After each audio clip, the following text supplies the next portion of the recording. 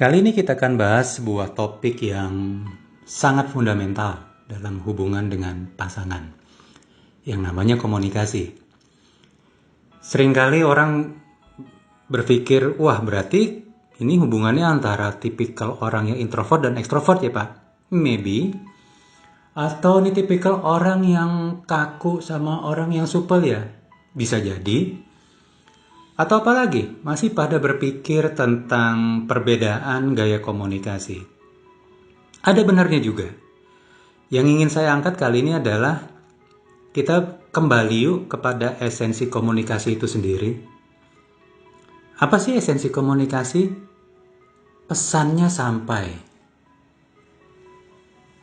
Nah, teman-teman, coba deh kita renungkan kembali. Saat kita berkomunikasi dengan pasangan, saat kita berkomunikasi dengan anak, pertanyaan yang penting sekali untuk bisa kita jawab adalah, apakah pesan yang dia terima itu sama dengan apa yang ingin kita sampaikan?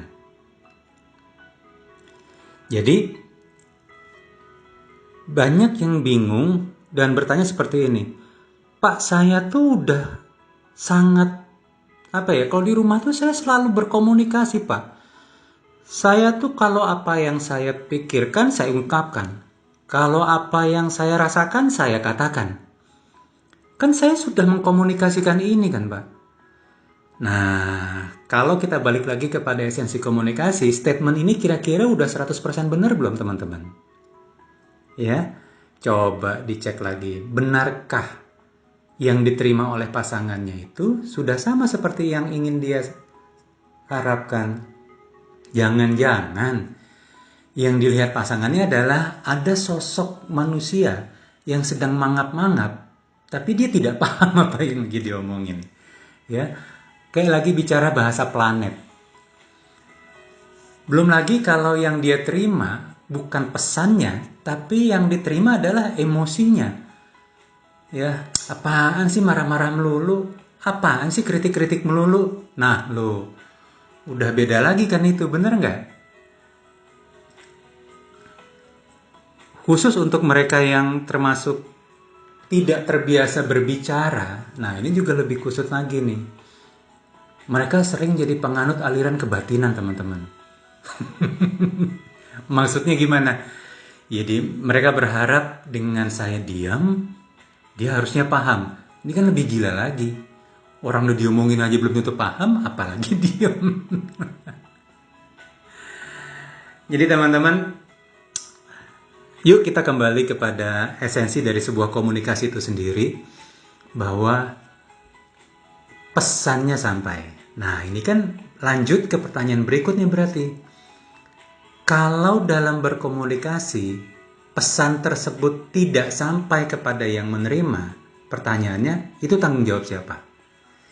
Tanggung jawab yang menerima pesankah? Atau tanggung jawab yang memberikan pesan? Udah tahu jawabannya sama-sama kan? Tanggung jawab yang memberikan pesan. Nah, cuman kalau lagi curhat, kira-kira apa yang sering keluar nih? Dia sih nggak paham-paham.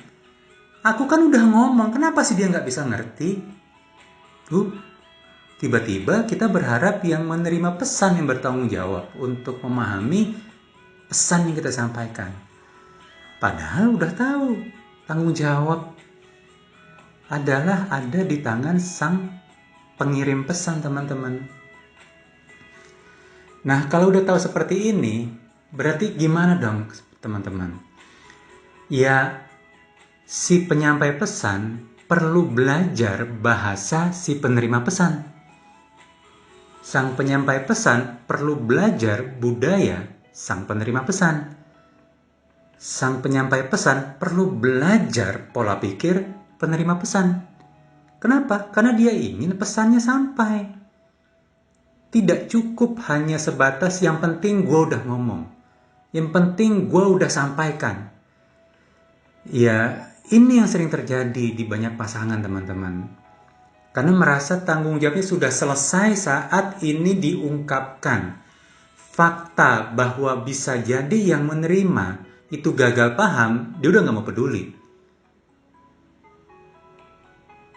Wah, Berat ya Pak ya? Iya. Dan saya mengalami ini bertahun-tahun teman-teman. Saya mengalami ini bersama dengan pasangan, saya mengalami ini juga dengan anak.